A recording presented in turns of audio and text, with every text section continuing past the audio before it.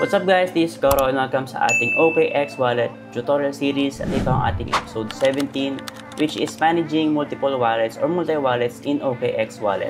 Alam mo ba na hindi lang isa ang kayang isupport na address ni OKX Wallet. So pwede ka mag-add dito ng multiple wallets. So sa OKX Wallet, pwede ka mag-create or mag-import ng iba't ibang wallet addresses. Okay na okay to lalo na kung gusto mong paghiwalayin yung mga DeFi, NFT at iba pang mga assets mo. So hindi mo na kailangan mag-switch sa iba't ibang application. Mas okay to kasi hindi ka na mag-login and log out. Pero syempre ang risk nito is yung sa security. Kasi pwedeng pag nahack yung OKX wallet mo, pwede sila magkaroon ng access sa iba't ibang wallet addresses mo. Kaya as much as possible, dapat syempre ingatan natin yung ating security sa mismong OKX wallet. All in all, okay na okay pa rin itong multi-wallet na sinusupport ni OKX. Kasi hindi mo na kailangan mag-switch ng mga applications or iba't ibang mga wallet kapag may mga different addresses ka.